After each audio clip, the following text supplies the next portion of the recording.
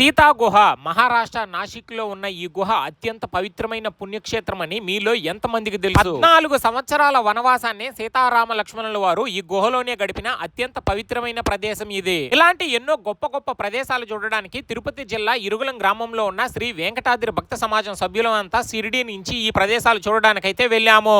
ఎప్పుడైతే షిరిడి నుంచి నాసిక్ వెళ్ళామో వర్షాలు తీవ్ర రూపం దాల్చి వరదలుగా మారింది. గోదావరి నది జన్మస్థలం ఈ నాసిక్. ఇక్కడ కురుస్తున్న భారీ వర్షాలకి ఈ నది ఉధృతంగా ప్రవహిస్తుంది.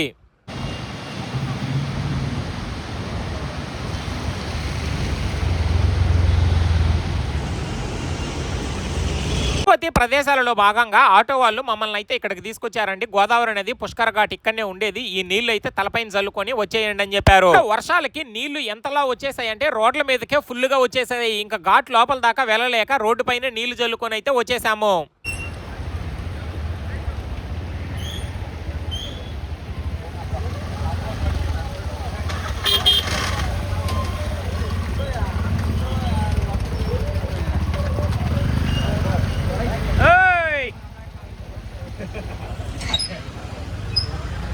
పంచవతిలో చివరి ప్రదేశం అండి ఇది సీతా గుహ. దాదాపు 14 సంవత్సరాల వనవాసాన్ని సీతారామ లక్ష్మణుల వారు ఇక్కడే గడిపారు. భూమి పై నుంచి దాదాపు 40 అడుగుల లోతులో లోపల ఒక చిన్నపాటి ఇల్లులాగైతే నిర్మించుకున్నారు. ఒకసారి లోపలికి వెళ్లారంటే గనక నిజంగా రామాయణ కాలం నాటికే వెళ్ళినట్లుంటుందండి. అంత అద్భుతంగా ఉనింది లోపల. ఇక్కడ ఎలాంటి ఎంట్రీ టికెట్స్ అయితే అవసరం లేదండి. చాలా మంది రోజుకి కొన్ని వందల మంది అయితే వచ్చి ఈ ప్రదేశాన్ని చూసి వెళ్తుంటారు. ఈ గుహలో నుంచి బయటకు వచ్చిన తర్వాతే రావణాసురుడు సీతాదేవిని అపహరించుకొని శ్రీలంక అయితే తీసుకువెళ్లారు. మీరు గనక ఈ ప్రదేశాన్ని చూడాలనుకుంటే నాసిక్ రైల్వే స్టేషన్ నుంచి కేవలం 5 కిలోమీటర్ల దూరంలో, అలానే నాసిక్ బస్ స్టాండ్ నుంచి కేవలం 2.5 కిలోమీటర్ల దూరంలో ఉంటుంది. ఈ గుహ ప్రతిరోజు ఉదయం 6 గంటల నుంచి రాత్రి 9 వరకు ఉంటుందండి. మీరు ఎప్పుడు వెళ్ళినా హ్యాపీగా ఈ గుహను అయితే చూసుకునే రావచ్చు. లైఫ్ లో కొన్ని బెస్ట్ ఎక్స్పీరియన్స్ ఉంటాయి కదా, అలాంటి వాటిలో ఇది కూడా ఒకటండి. చాలా బాగుంటుంది. గుహను అయితే అస్సలు మిస్ అవ్వకుండా చూడండి. ఒకసారి ఈ గుహలోకి ఎంటర్ అవ్వగానే ఒక పెద్ద ఖాళీ స్థలం అయితే ఉంటుందండి. అక్కడ సీతారామ లక్ష్మణుల వారి విగ్రహాలు కూడా ఉంటాయి.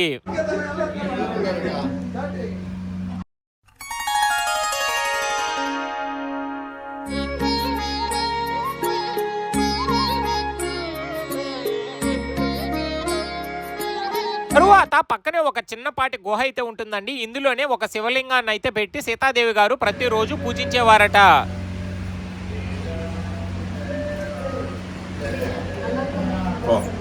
జై శ్రీరామ్.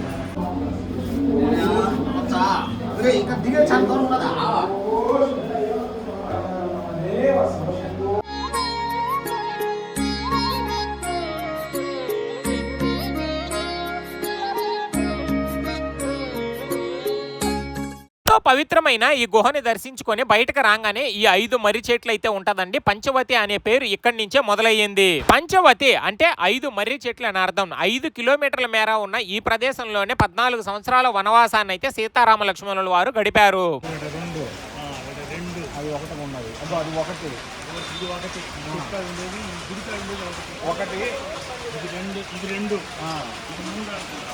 పంచవతి ఆలయాల దర్శనం అయిపోయిన తర్వాత పక్కనే ఉన్న కాలారాం మందిరం దగ్గరకు అయితే చేరుకున్నాము. కాలారాం గుడి యొక్క చరిత్ర ఏంటంటే ఒకప్పుడు గోదావరి నది ఒడ్డున దొరికిన విగ్రహాన్ని ఇక్కడ తీసుకొచ్చి ప్రతిష్ఠించారు. ఈ ఆలయం లోపల ఉన్న శ్రీరాముడి విగ్రహం ఎంతో నల్లంగా నిగనిగలాడిపోతుంటుంది. అంతేకాకుండా ఒకప్పుడు డాక్టర్ బిఆర్ అంబేద్కర్ గారు దళితులకు కూడా హిందూ ఆలయాల్లో ప్రవేశం ఉండాలని ఈ ఆలయం నుంచి ఉద్యమాన్ని అయితే ప్రారంభించారు.